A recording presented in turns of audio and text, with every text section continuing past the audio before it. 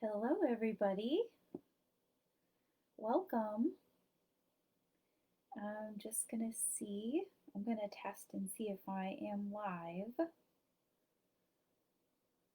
Doo-doo-doo. Yep, there we go. Welcome, everybody. Welcome. Just going to see. I'm going to test and see if I am live.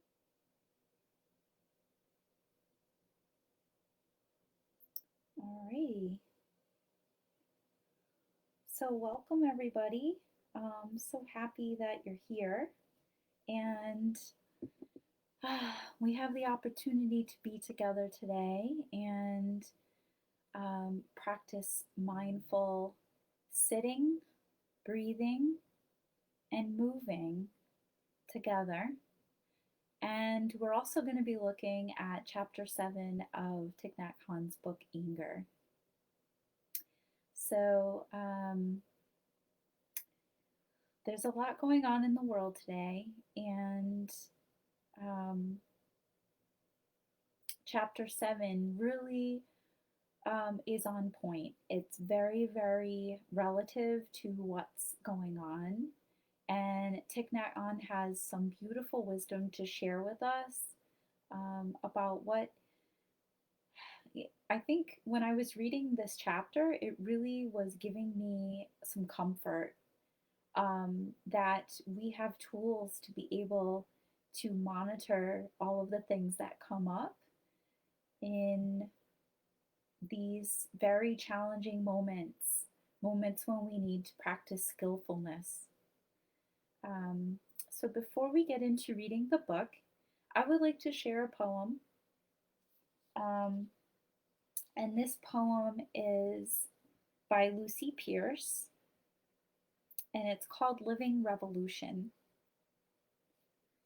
We often fear that the revolution needed is too big, that we are too small.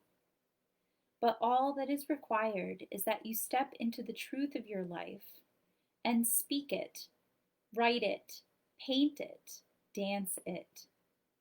That you shine your light on your truth for the world to see. And as hundreds, then thousands, then millions do this, each sparking the courage of yet more, suddenly we have a world alight with truth. We are shifting ourselves. We are shifting the world, dancing her into a new orbit. We are filling in the space where our voices were silenced, filling in the blanks where our images have been lacking. We are weaving her story into reality, reaching beyond history, into new ways of being and seeing. We are the bridge between worlds.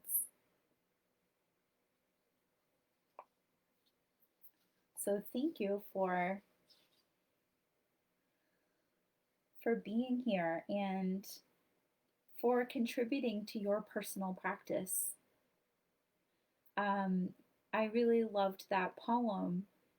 And as we're going to add on to that, Thich Nhat Hanh shares in the chapter 7 of the book Anger about how we must monitor our own selves. We must not monitor, but we must look deeply within ourselves.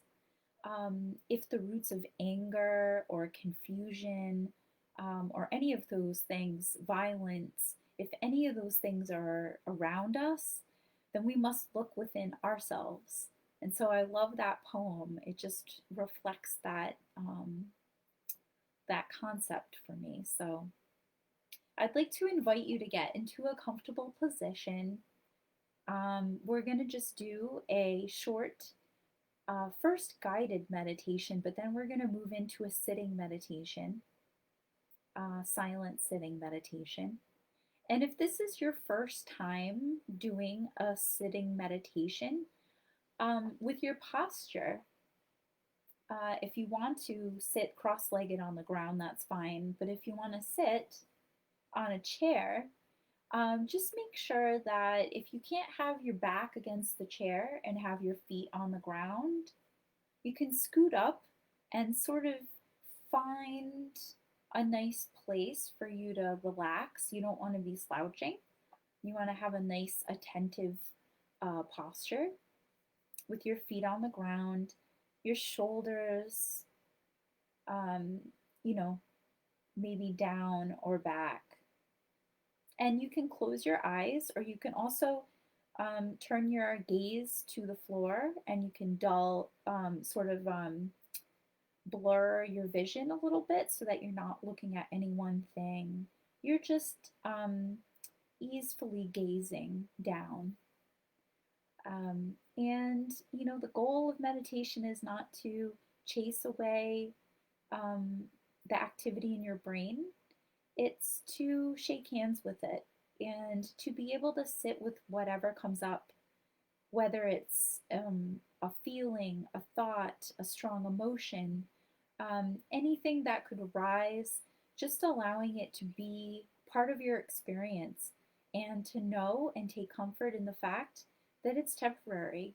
It will leave just as quickly as it has come, just like a cloud in the sky. So, um, yeah, and at some point, if you need to move your body just a little bit because it just feels a little cranky, or you feel that taking movement would be something that is good for your body, then you can do that.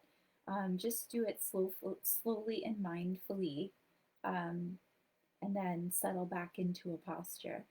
So I'm going to invite the bell 3 times.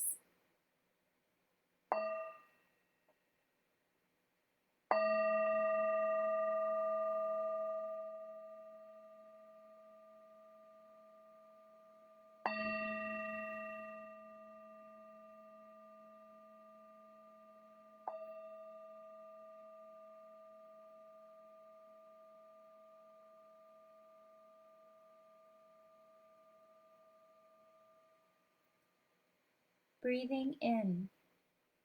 I know that I am breathing in. Breathing out. I know that I am breathing out. In, out.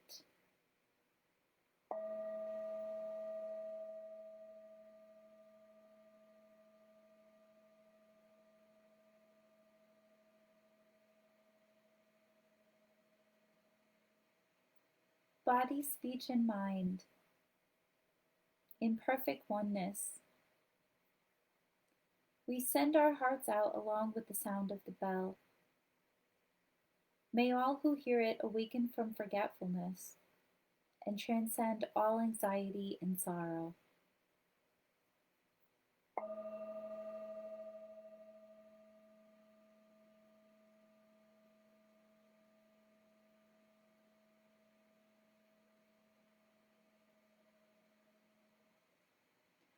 Breathing in, I follow my in-breath from its very beginning to its very end.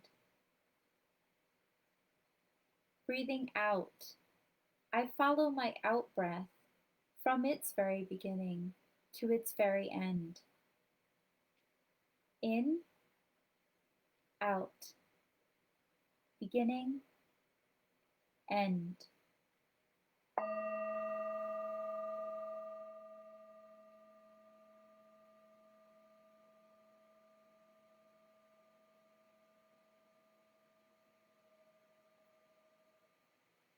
And we'll just go into silent meditation for the next few minutes until the next sound of the bell. Nowhere to go, nothing to do. We're sitting, we're breathing, we're resting, we're calming, we're healing.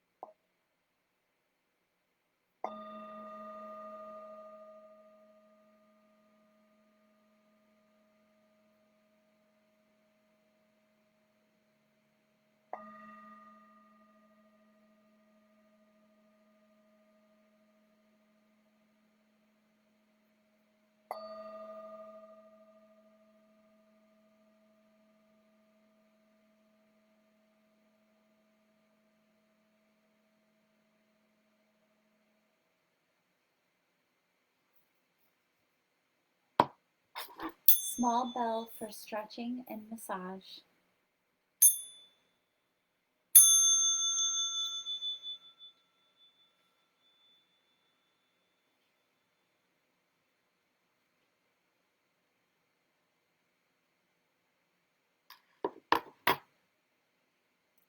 Ah, it's just so refreshing to be able to sit and rest and heal. And honestly, I feel just as fresh as these beautiful irises that I picked from my garden today. Um, so I'd love to invite you to stretch, do what you need to do to take care of your body after being seated for a little while. And actually, we're going to be doing some mindful movement now. So, the whole point of mindful movement is to engage both the mind and the body. One of Thich Nhat Hanh's books, maybe we could read it next after we finish Anger. But one of Ty's books is the Mind and Body Are One. And what that means is that there is no separation between the two. Our thoughts and our bodies are very intertwined. So I'd like to invite you to just sit as you were sitting for your seated meditation and just start to take some movement in a seated posture, which is unusual, right? We don't think about sitting and moving. So I'd love to invite you to just take movement. Right now, my body feels like it wants to be drawing a big circle. So maybe my torso is like a big pencil. And I'm just drawing a big circle. So my head could be the eraser, right? So I'm going to use that. You know what? I'm a paintbrush now. I'm not a pencil anymore. So I'm a paintbrush. My whole body's a big paintbrush. And my head are the bristles. And just by moving my body, I'm drawing a big circle on the ceiling. I'm drawing a big circle on the ceiling in purple paint. And where am I moving from? Where do you feel your movement coming from? Do you feel it coming from your hips, your trunk? Do you feel it coming from your middle back? Do you feel like it's coming from your neck? I don't know. I'm curious. What would it be like if you were to draw smaller circles on the ceiling? So your movement, the arc of your circle is going to become smaller. What would it be like to do a very, very teeny tiny circle on the ceiling where you're barely moving?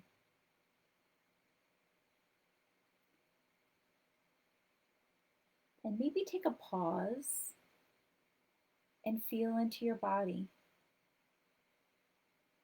What kind of sensations are you feeling in your body?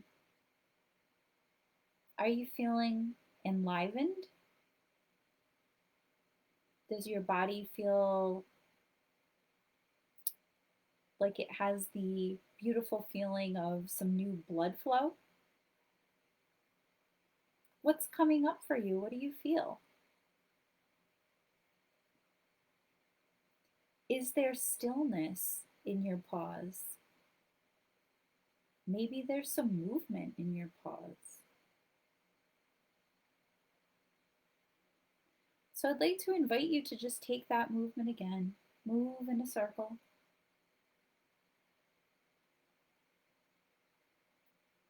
And see if you can exaggerate your neck when you're doing that movement.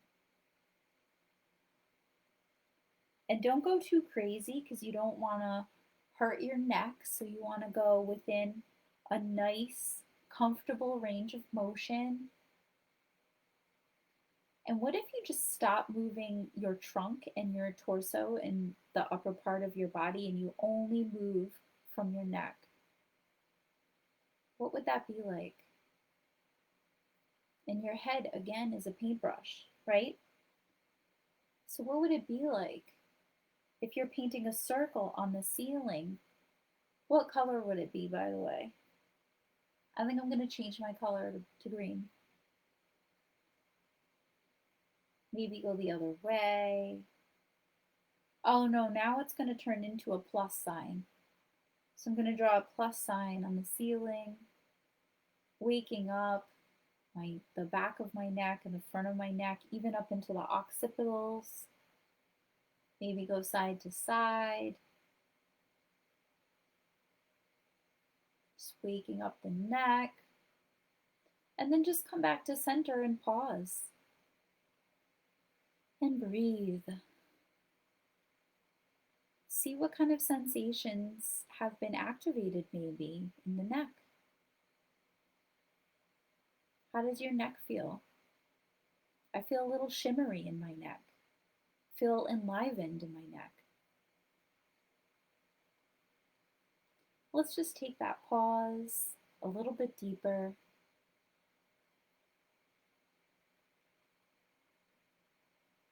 Feeling into the stillness. Maybe feeling into the root of your pelvis, rooting down into the chair, and feeling also the top of your spine, your cervical spine, at the base of your neck, reaching up to the sky. So we have these two opposing forces. We have a force coming down into the chair. We have a force coming up into the sky, toward the sky. And what could it be like if you had a hook right here and there was this other hook that was reaching down from the sky and sort of allowing you to be buoyant and weightless, as if you had this string and you're feeling that elongation up and down your spine, feeling all the vertebrae get spacious, connecting your mind and your body, being mindful and curious about the spine, about the neck, about the skyhook. And then just take a moment and enjoy this elongation, this feeling of space.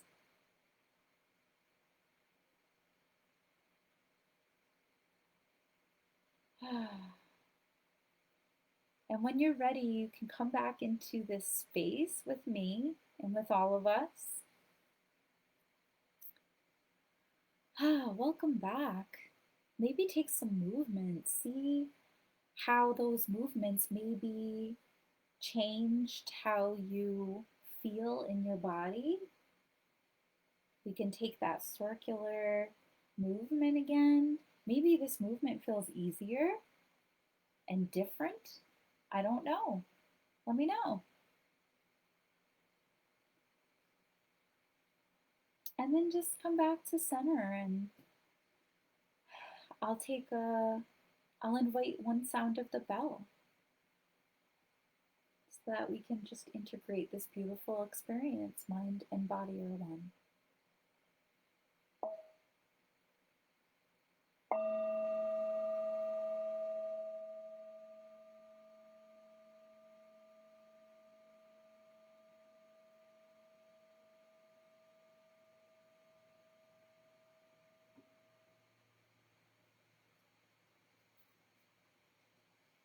So I'd like to take some time now to discuss chapter 7 of the book Anger by Thich Nhat Hanh. We've been reading this book, and there's a couple more chapters left, but we've really been enjoying reading this book together. I know I have, and I've heard from a few other of you, and you're really enjoying the book too. There's 11 chapters, and this is chapter 7. And this chapter is so timely for what we are facing right now in our world with the conflicts between people and between our governments and ourselves. And Thich Nhat Hanh really um, has some beautiful messages for us today about these very topics and these very charged situations. So, Thai says in the first part of the chapter that there really are no enemies. And by that, he means that our enemies are a part of us. He talks a lot about non duality. Non duality means that there is no separate self, that um, if we cannot communicate with ourselves, if we cannot love ourselves, and if we can't treat ourselves with kindness, then we are going to have a difficult time communicating, loving, and being kind to someone else. That we often think that if we don't like somebody, we never want to be like them, and we feel like that they are total opposites from us. And when we don't accept these qualities of theirs, we fail to realize that there are qualities that we also possess. Thai says that the self is made of non self elements. And for example, our Father is a non self element. And we say our Father is not in us, but without our Father, we cannot exist. So he is fully present in our body and in our mind. He is us. Thus, if you understand yourself, your whole self, you understand that you are your Father. He is not outside of you. He goes on to say that if two parties are negotiating, and both sides don't know enough about themselves, then they're going to have a very challenging time understanding what the other party needs and wants. And it might be even challenging to make a guess. And he says this passage in particular that I would really like to read verbatim.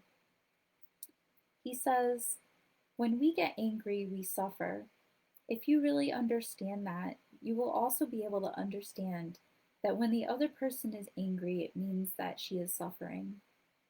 When someone insults you or behaves violently toward you, you have to be intelligent enough to see that the person suffers from his or her own violence and anger. But we tend to forget. We think that we are the only one who suffers, and the other person is our oppressor. This is enough to make anger arise and to strengthen our desire to punish. We want to punish the other person because we suffer. Then we have anger in us. We have violence in us just as they do. When we see that our suffering and anger are no different from their suffering and anger, we will behave more compassionately. So understanding the other is understanding yourself, and understanding yourself is understanding the other person. Everything must begin with you. I can guess that if you assume a role of non-duality, that it is quite a practice. I don't think our culture really supports that viewpoint. Later on in this chapter, Thich Nhat Hanh talks about not taking sides. Thich Nhat Hanh actually was exiled from Vietnam because during the Vietnam War, he refused to take sides. I could imagine that the Vietnamese government may have felt that maybe that Thich Nhat Hanh was betraying them for not taking their side and that he was a Vietnamese man. But Thai saw that by taking sides, he is admitting that there is a separate self, that one is right and one is wrong. So Thai goes on to say, to understand ourselves, we must learn and practice the way of non-duality. We should not fight our anger, because anger is ourself. It's a part of ourself. Anger is of an organic nature, like love. We have to take good care of anger, and because it is an organic entity, it is possible to transform it into another organic entity. The garbage can be transformed back into compost, into lettuce, into a cucumber. So don't despise your anger. Don't fight your anger and don't suppress your anger. Learn the tender way of taking care of your anger and transform it into the energy of understanding and compassion.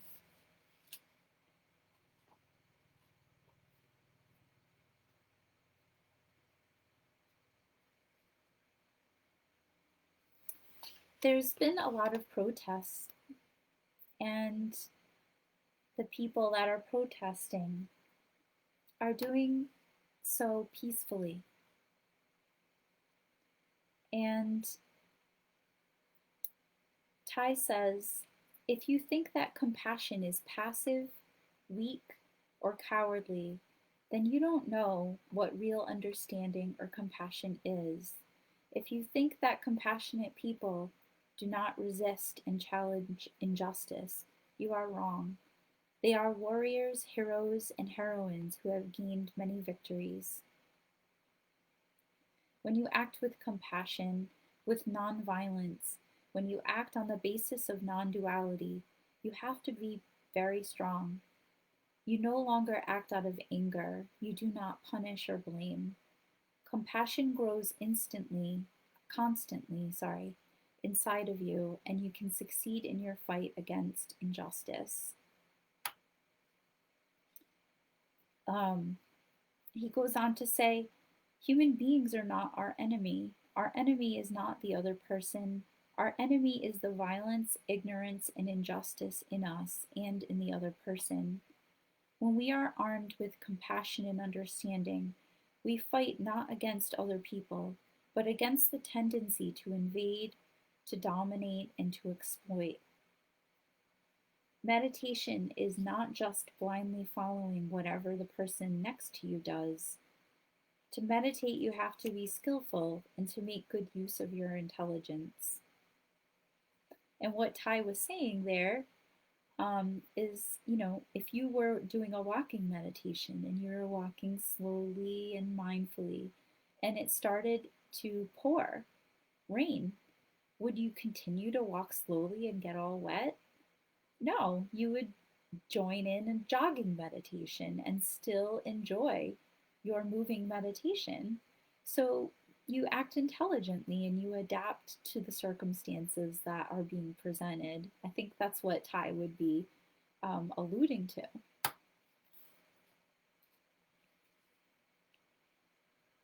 The last portion of this chapter, because it's very long and I wasn't going to get into the whole thing, but the other piece that I really enjoyed reading was building a compassionate police force.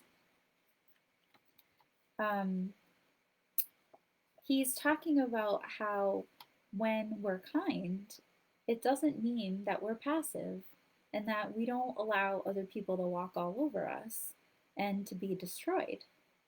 That we protect ourselves and we protect our other people, and that you don't have to be a monk in order to be compassionate. You can even be a policeman and be compassionate. You can be a judge and be compassionate. You can be a prison guard and be compassionate. But as a policeman, a judge, or a prison guard, we need them to be a bodhisattva, which is a being of great compassion. Although you have to be very firm, you should always keep compassion alive in you. Tai says, the police in our time are full of anger, fear, stress, because they have been assaulted many times. Those who hate the police and insult them don't understand the police yet. In the morning, when the police put on their uniform and guns, they are not sure that they will return alive home in the evening. The police suffer very much. Their families suffer very much. They don't enjoy beating people. They don't enjoy shooting people. But because they do not know how to handle the blocks of fear, suffering, and violence in them, they can also become victims of society like other people.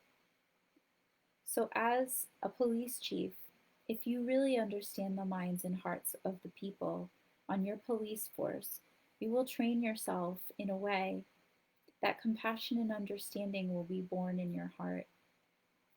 Then you will be able to educate and help the policemen and women who have to go out in the streets every morning, every night, and do the hard task of keeping the city in peace. In France, the police are called peacekeepers. But if you don't have peace inside of you, how can you keep the peace in the city? You have to keep peace in yourself first.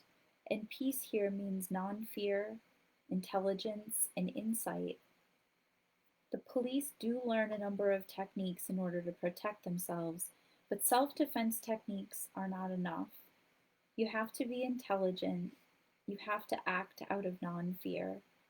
If you are too afraid or fearful, you will make mistakes. You will be tempted to use your gun, and you may kill many innocent people. I'm just going to invite the bell.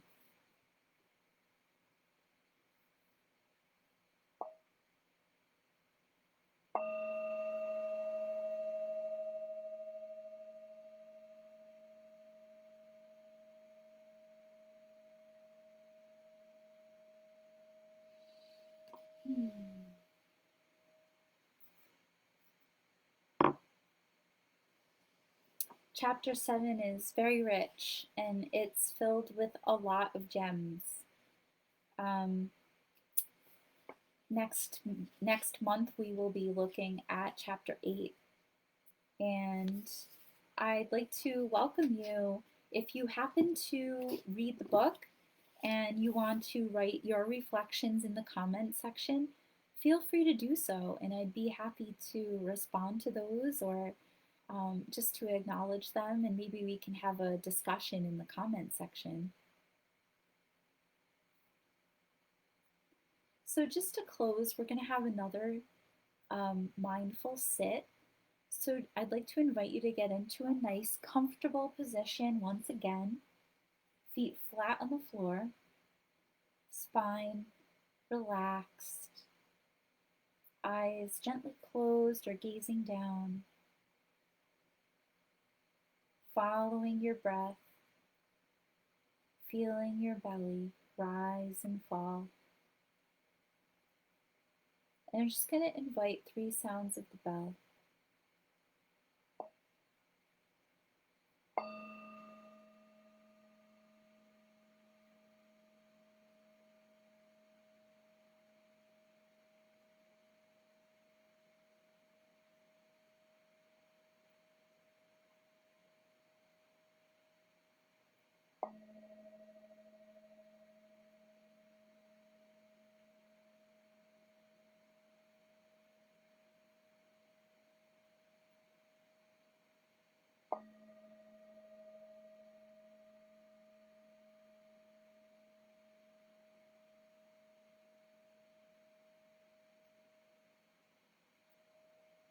And we'll just do another sit until the next sound of the bell.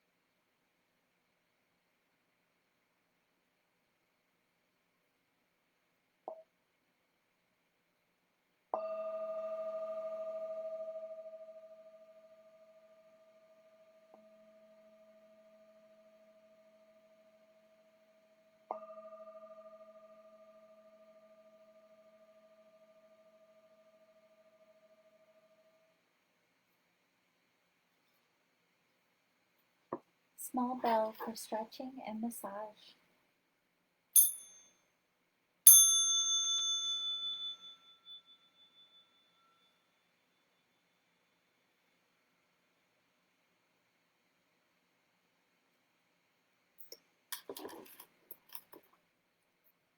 So before we close, I just wanted to sing a song. I mean, what Sangha would be complete without singing a song together?